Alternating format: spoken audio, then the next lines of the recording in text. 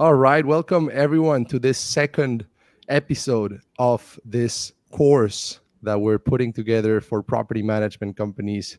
We're here once again with Eduardo Mandri, the co-founder and CEO of Angel Host, as well as a serial entrepreneur with more than 7 companies under his belt.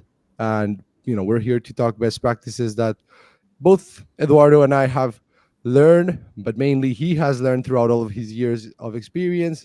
And we have sort of learned from talking with hundreds and hundreds of property management companies around the world, and in also seeing Angel Host go from zero to more than 1,000 properties that we currently work with. So, how are you today, Eduardo? Good, Sebastian. Good to be here again. Absolutely. So, we're here today to talk about talent Mhm, acquisition and team building, mhm. which are crucial for any business that any entrepreneur might be thinking of starting. But particularly in the vacation and rental industry, there's certain challenges that are specific, right, to our industry with regards to seasonality and whatnot. So why don't we start with just what you think would be the mindset that would be required for someone to adopt if they want to go from sort of being a solopreneur, or maybe just someone that essentially has a job, they work for themselves, to making that switch into an actual entrepreneur that's building a scalable company that can sort of thrive and grow with or without them. Absolutely, Sebastian. And it's a very important distinction to make because oftentimes I see individuals that have it's what could be called a business, but I tend to call it more like a self-employment, right? They are managing everything by themselves. They take care of pretty much 90% of the activities in the company. And there's nothing wrong with that. That's fantastic. If you enjoy doing that and that's your calling, that's terrific. But there comes a point in the life of that solo entrepreneur when you have to make a decision and say, okay, now it's time for me to scale. And when you want to do that, the mindset needs to change. You need to go from I'm going to do everything to now I'm going to trust others to do what I would normally do. And it's a hard transition because I hear often people complaining, well, I hired someone and they don't do it as well as I do it. Well, I don't think it means they don't do it as well as I do it. It just means they do it in a different way. And you have to start getting a mindset of letting go of the control of all the minute details of what need to happen and only focus on the most important things that give the guidelines to your team on how to act, right? So I think that's a very important mindset that needs to change from the sole entrepreneur to the moment you start running your company. No one will do things exactly the way you want them to be done, but you can certainly find amazing people within your team that actually is good that they're doing things in a different way than the way you're doing them. Yeah, and sometimes people talk about this shift in mindset as going from the what to the who, right? Going from, hey, what needs to be done, or how can I do this, right? It's the what or the how, to the who is the best person to put in place to sort of lead this effort. So I guess a natural question that comes is, how do you know, let's say in the process of starting Angel Host, there was a time where you were doing the what and the how, right? You and your co-founder. How do you know that you've sort of done it enough that because you also don't necessarily want to, just hire without knowing sort of the basics of what you're hiring for, right? So that you get a sense of the work that's done. So how do you know when it's time for you to let go of those responsibilities that maybe at the beginning you had no choice but to do? How do you go about thinking about the I timing of don't, hiring? yeah, I don't think you necessarily need to have done specific tasks for a long time. Let me give you some examples. When we started Angel Host, yes, I did participate answering calls, right, and servicing clients directly, or doing revenue management myself because there was no one else doing it, and I had that expertise.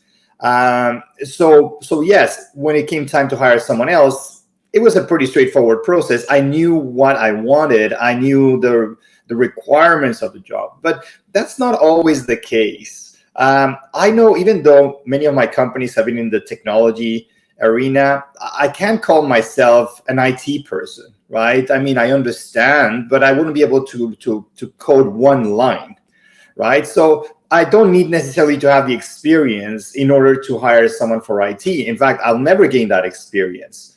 So it all depends, right? It's great when you have the experience. It allows you to conduct a better interview.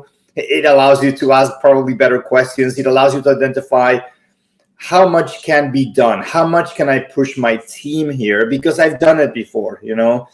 But there's other things that you just have to hire the right individuals that have that experience that you don't have, right? Mm-hmm. And I think so. There's no set rule, Sebastian, in my opinion, of having had to do the job for a certain number of months or years before you can actually delegate that task, because there's going to be many tasks that you will never do and just simply don't have the capability of doing, right? Mm-hmm. And in terms of the timing of saying, okay, now I need to hire this person, you know, we might think we need to hire a lot of people, but then the question becomes, can we afford them? Mm-hmm. I'm curious, do you sort of make those decisions based on whether the business can afford that individual as of today, or do you go based on the forecasts? So maybe today, you know, the company cannot afford that individual, but the forecast shows us that we'll be in a position to hire them by the time they're sort of onboarded and up and running. Exactly. It comes down to your budgeting, right? But also having the vision and the willingness to grow. I've heard fellow entrepreneurs tell me, if I hire this person or this other person to do what I'm doing, they're going to eat up half of my profits. So I really don't want to do that.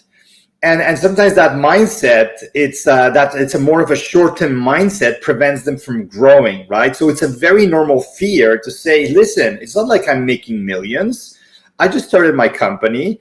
My profits are $50,000, $60,000 a year. And if I hire someone, there goes my profits, right?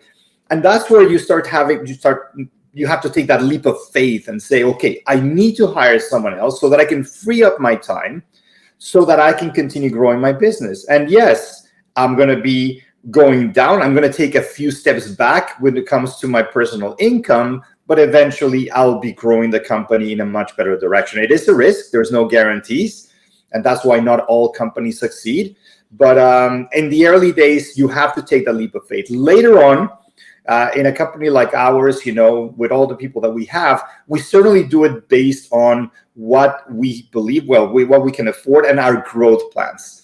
So definitely, there's positions that we grow based on need. We know, okay, we have more properties that we're managing, therefore we need more individuals for customer service, or we need more account managers.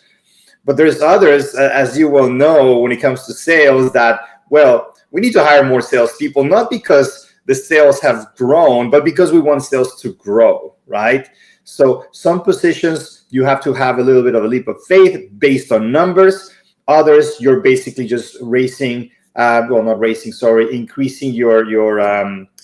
your team based on what is actually required.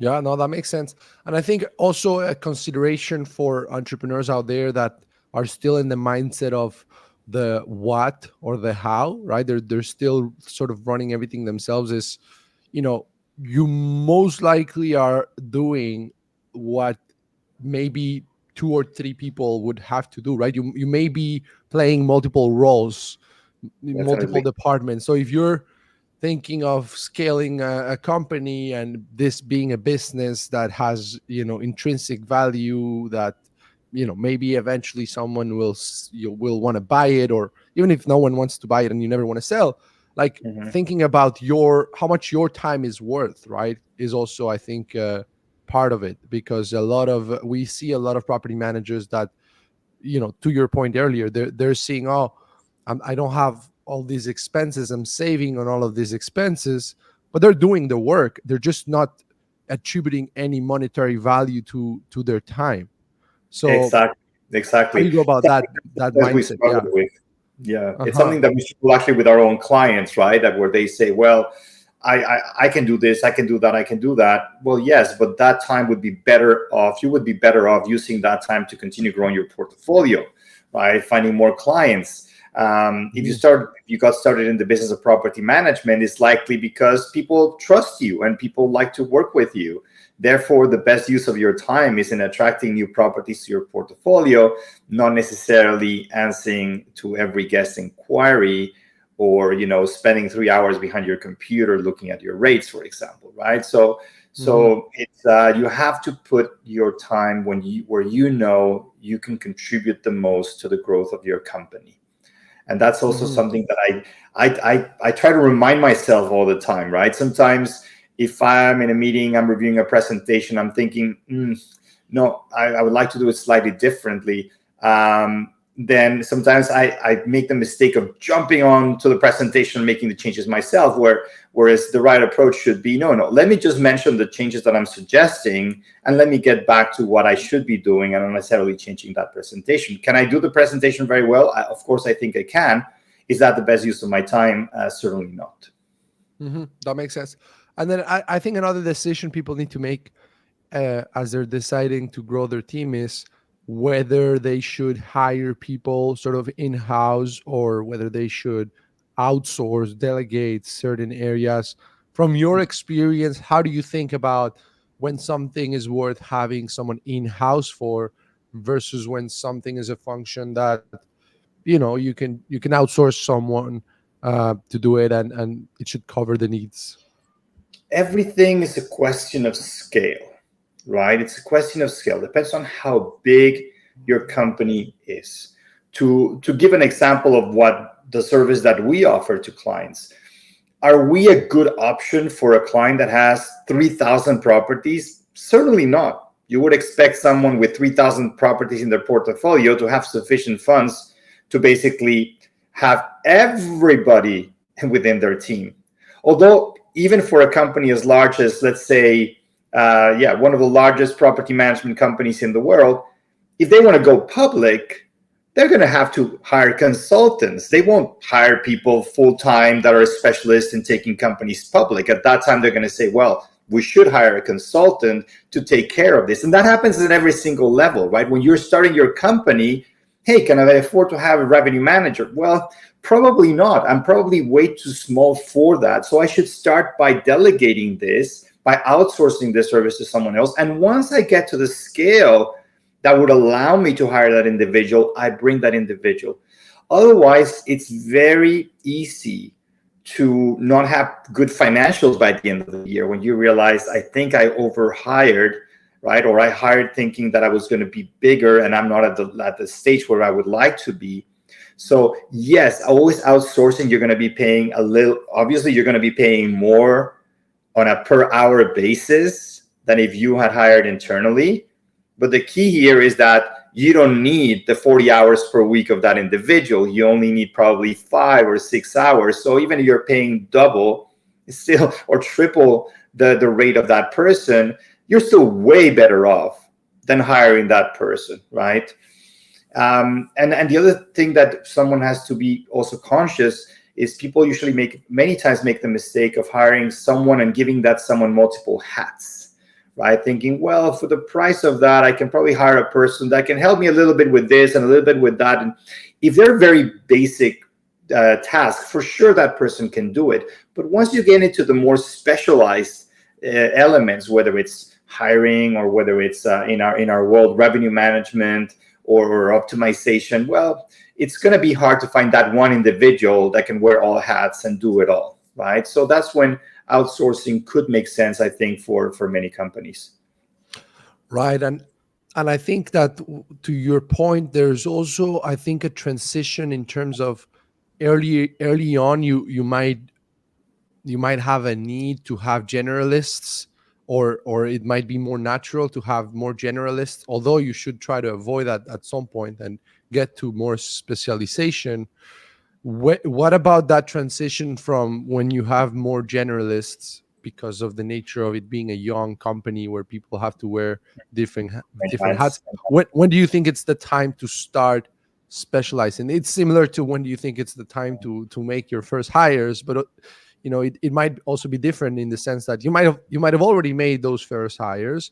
It's just that by the nature of the job of a startup, they're probably having to juggle with many things, when do you need to now start focusing on specialization?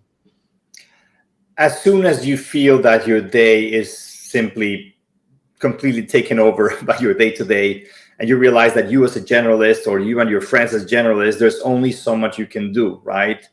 And again, I would see it a slightly different way. I would see the moment I see that I'm not putting my time towards the things that are truly helping me grow my business, that's the time where I should start looking for other people, other individuals, ideally specialists, to come in and help me with this, right? And yes, you can hire a generalist that could be pretty good with almost all things, but eventually you're going to realize that the level of professionalization, the speed of growth will be different when you bring someone with experience in certain areas, rather than bringing someone that is like a master of all trades, someone that knows a little bit of everything. So So in other words, you're saying try to specialize as soon as possible. you should try to specialize as soon as possible, or hire people, or subcontract people, or outsource to people. Just in my opinion, that's the best practice. And it applies again for all businesses. Even though we ourselves have good scale, I can tell you that, for example, we don't necessarily invest in building all of our own technology, right? We outsource certain elements of our technology. We build other parts. There's not every position in the company is covered by someone that just does that full time for us, right? If we require email marketing expertise, we might go out and hire that email marketing expert to help us with a project or two, right? Or if we need someone who's an expert in building dashboards, well, we'll go out and find that person and bring him into the team as a consultant. So I think that's the best way, in my opinion, to balance also the amount of resources that you need to grow with the speed that you want to grow at, right? So it's something worth considering, absolutely. And Eduardo, throughout your many years being an entrepreneur and hiring, lots of people, what are some of the best practices that you've learned in terms of attracting top talent to your organizations? It's one of the trickiest things to do, Sebastian, to attract top talent, right? But generally speaking, I think I've been quite lucky in the sense that I'm not going to tell you that we get it right every time. So we certainly don't. But I think we have a pretty good track record of getting it right 60-70% of the times, right? And there's no one formula on how to attract that top talent, but I think it all starts, in this case, from the top. It starts from the way the way you convey ideas, the type of company that you're trying to build, the culture of the company, right? The type of company that you want to be. And during interviews, you are transmitting those values that you have as a company, your style of management, and therefore you as the interviewer are going to be attracted to people that also you feel share those values. So sometimes during an interview, you can be fooled into thinking that the other person shares your values because of their responses. But more often than not, during the interview, the person gets a good feel for you, right? And likes your mission and where you're going, taking the company towards, and feels the level of energy. And you also likewise feel where this person wants to go, her level or his level of energy. And that's where you find the right match. So for me, recruitment is an area that I always want to continue being involved in, especially for key positions. Once I hire those key positions with the right people, I know that they, in turn, when they interview others, they will be looking for the same type of values and energy that I looked at them in the beginning. I looked for at the beginning. So it perpetuates, that type of culture. So I am a huge believer that if a company has a good culture, it has to have started somewhere, right? It just doesn't happen by, spontaneously. It comes from the top, from the moment the company starts. So if the leadership is broken, the company will be broken. If the leadership is good, it doesn't have to be perfect, but it's conveying the right values, I think that is going to permeate throughout the organization. So I would insist to everybody who's building their company, recruitment is something that you're always going to have to. There's going to be two things I believe that you're always going to have to be putting a close eye on. One is recruitment. That's always something you're going to have to do one way or the other. The other one is sales, right? You always have to get involved with clients or going to conferences or meeting with potential clients. That's something that you should always keep your pulse on and not entirely delegate, right? You can delegate it, but it would be good if the leadership of the company is somehow involved in those things. Yeah, that makes sense. And I think that for those that are listening, it might actually be a relief to hear that even in a company like Angel Host, where I mean, being from the inside, it you do get the feeling that a lot of the people that you work with are top talent, and where the culture is forefront and whatnot. That even then you talk about a 70% success ratio in terms of the hiring. I guess it just goes to show that yes, you can have a good culture, you can convey your values, but you're still gonna miss sometimes, right? And it's okay. And there's a saying out there that says, hiring is guessing and firing is knowing. So I think I like that. it goes to say that we won't always get it right, but as long as we get it right more times than we don't, then Yes, yes, it should end up working out. absolutely. And of course, you want to be careful. You don't want to. They say also, hire slowly, fire quickly. It usually ends up being the opposite, because when you're hiring, you're in an urgent need for someone, and when you want to let someone go, is because things are certainly not working. So, but taking the time to do proper hiring whenever possible. It's not always possible. There could be property managers out there that say, listen, I just need someone in my housekeeping team. And then the person presented themselves and I'm just going to hire them for now. And I totally understand the pressure, right? I would do the same thing. I would hire that person without having completely validated their credentials, just because there's a need. But with proper planning, and sometimes willing to sacrifice a little bit, it's better to take a little bit more time and find that gem of an individual that fits the organization in a perfect way.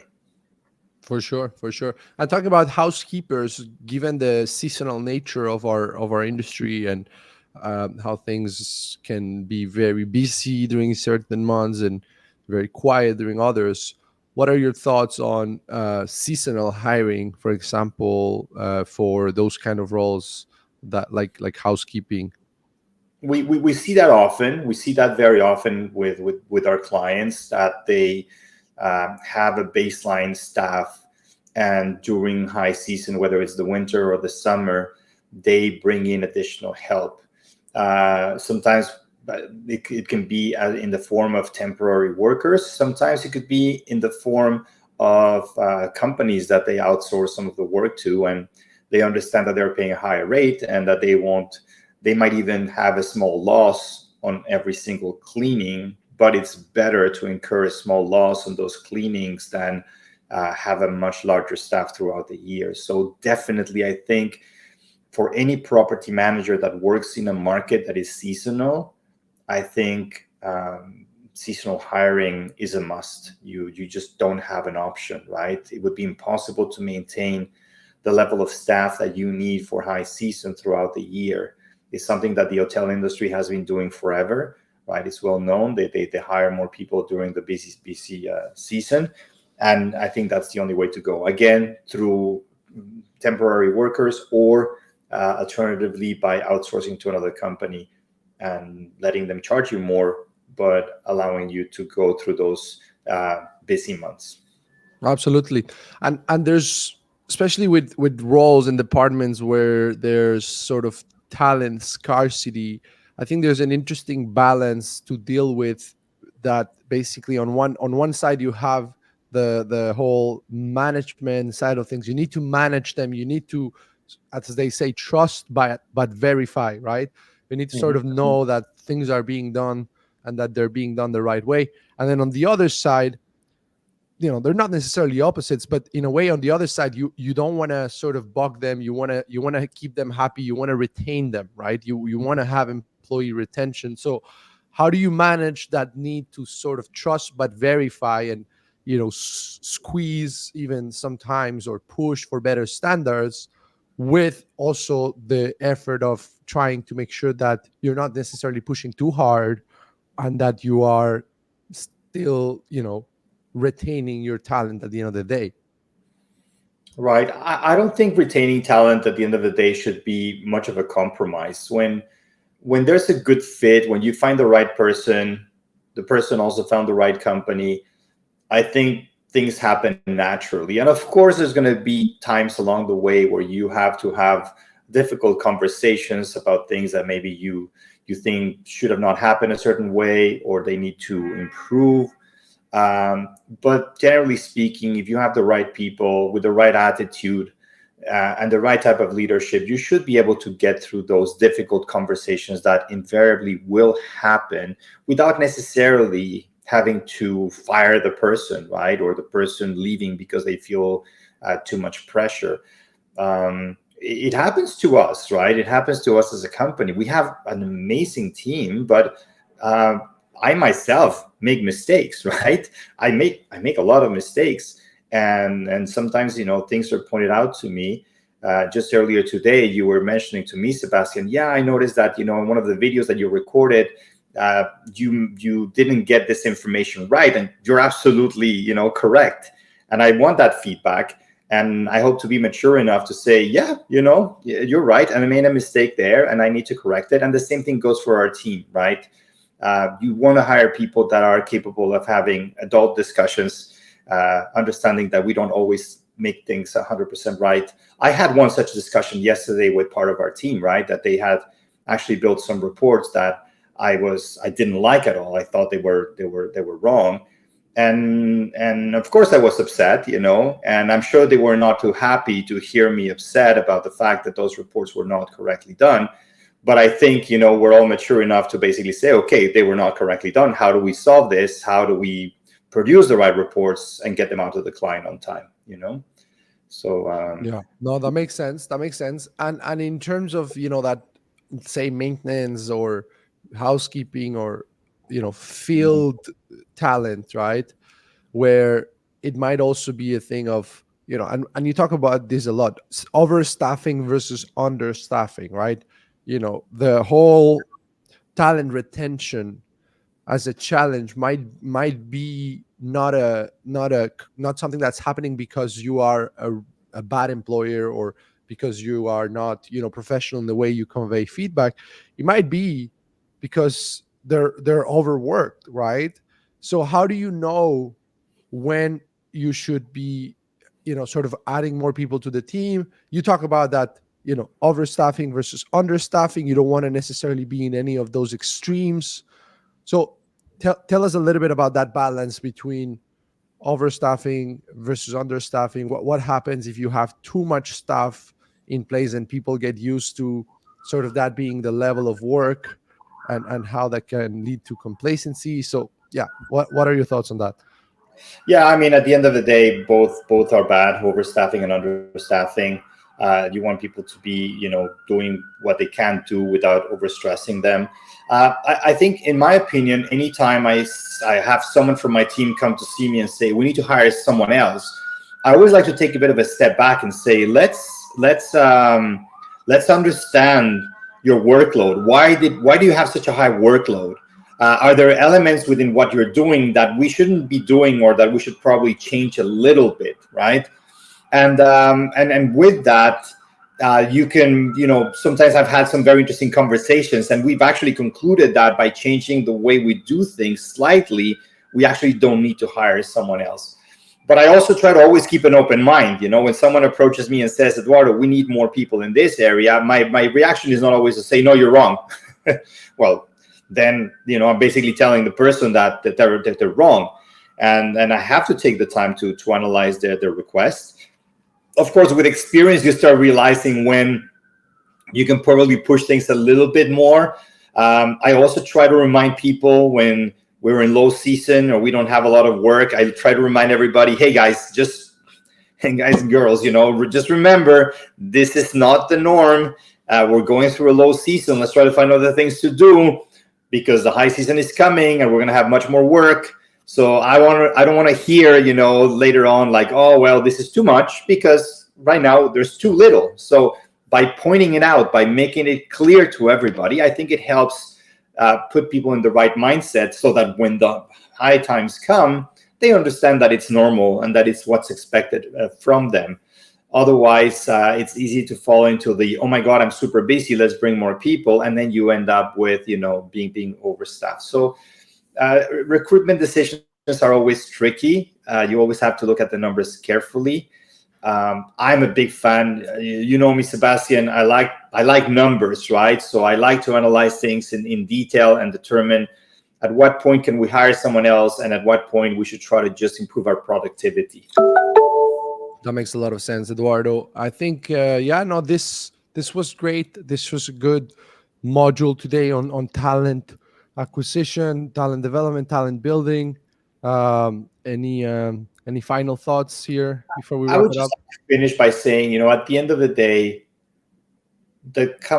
your team is the company, right? It's not such a thing like, well, there's a company that hires some individuals. No, they're one and the same, right? So how good your company is will be a direct reflection of just how good your team is, of course, and how well you are addressing the opportunity in the market, right? How quickly you are to react to clients' needs and to adapt and whatnot. But ultimately, all of that is possible only thanks to the fact that you have a team in place that is prepared to do all of those things. So recruitment is probably one of the most crucial things in a company, getting it right, spending the time to do it right, and also spending the time to keep people motivated, and talk with your team and understand their needs. And sometimes it's a challenge because we have so many things to do on a day-to-day basis that every now and then to be able to take a step back and then just have those one-on-one conversations is very important.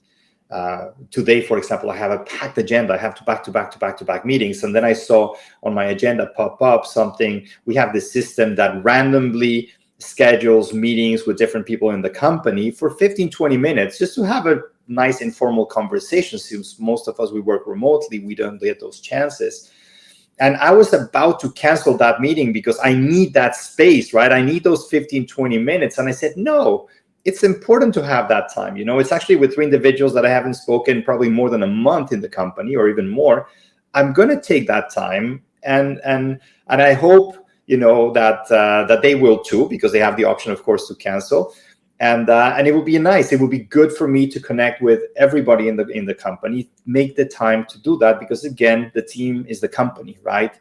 So to the extent that the team is motivated, that the team is happy, that the team feels heard, it's definitely something that is going to help the company in the long term. Exactly. Take care of your team. Your team will take care of your owners. They'll take care of your guests, and that will take care of your company, right? At the end of the day. Absolutely. All right. Well, thank you so much, Eduardo, for your time. Hope Thank you you, guys Sebastian. enjoyed it. And stay tuned for our next episode, our next module. That's going to be very interesting as well, on property, owner acquisition, and retention, where we're going to start to get into some of the more math-related concepts. Perfect. Thank you so much, Sebastian.